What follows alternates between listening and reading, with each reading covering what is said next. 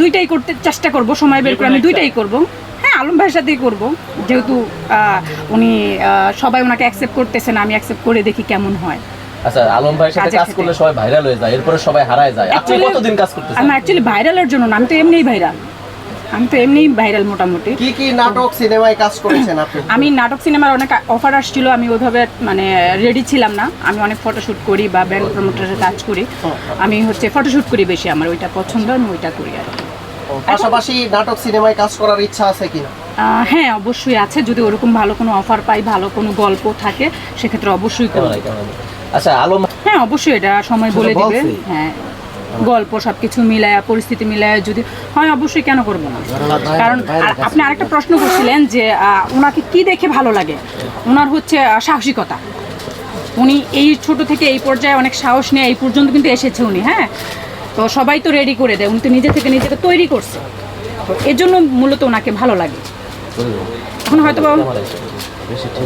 আপু, ভালো লাগাটা বেশ প্রথম ভালো লাগে, পরবর্তী সময় অনেকেই দেখি বদনাম করে। আপনি করবেন কিনা? এখন যদি উনি বদনামের কোনো কাজ করে থাকে, সেক্ষেত্রে তো বদনাম অবশ্যই হবে, তাই না? তো ওনারও ওইভাবে এফোর্ট দিয়ে একটা মানুষকে কিভাবে ভালো করা যায় বা ভালো ব্যবহার করা যায়, ওনারও ওইভাবে চলতে হবে না?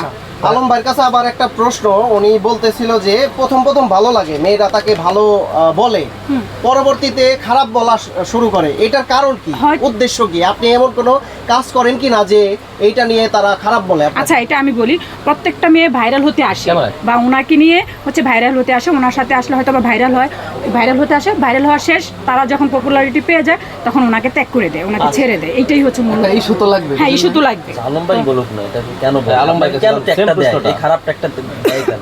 আসলে মূলত যখন আমরা নতুন একটা মেয়েকে আপনার সামনে প্রেজেন্ট করি, যেমন আজকে এই মেয়েটা আপনার সামনে প্রেজেন্ট করলাম, তাহলে এইরকম 10টা মেয়ে যখন প্রেজেন্ট করার পরে আমরা যখন কাজ শুরু করি, আমাদের মধ্যে তৃতীয় চতুর্থ কিছু লোকজন থাকে, তাদেরকে কান পড়া দেয় যে তুমি হিরো আলমের সাথে কেন কাজ করবা, তোমাকে এর থেকে আমরা সাকিব খানের সাথে কাজ করো, মোশাররফের সাথে কাজ করো, বিভিন্ন অফার দেয় যে আমি তোমার কী লাগবে বলো, আমি তোমাকে মাসে হলে কত একটা সেলাই তুমি আমার আন্ডারে থাকো।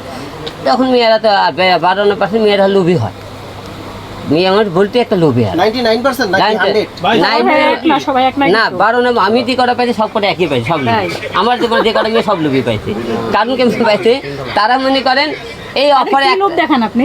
আমি লোভ দেখাইনি, মানুষ আমার কাছে লোভ দেখে নিয়ে গেছে আপনার কাছে।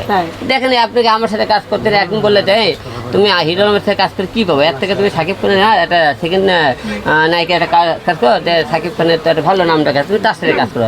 তো কে নায়ক এই অফারে গণ্য করতে একটা তো দেখি নাই সাকিব খানের যেতে ওইটা অফার করছে। আপনি অফার করে আমার কাছ থেকে আপনি কীভাবে নিয়ে যেতে পারে, তারা সেই নিয়ে যাওয়ার জন্য একটা ফোন দিয়ে নিয়ে গেছে। হ্যাঁ, তখন মনে করেন আমাকে একটা বদনাম দিয়ে যাইতে হবে, তা আলমের কাছ থেকে কেন আসলেন আপনি? তখন আপনাকে সামনে তারা বলে আলম তো ভালো না। এই মেয়ে কিন্তু বললো আলমের মতো ভালো লোক না, আলম খুব ভালো লোক। এই মেয়ে আবার একদিন বলছে আলম ভালো না। আচ্ছা, পরবর্তীতে আবার আসে।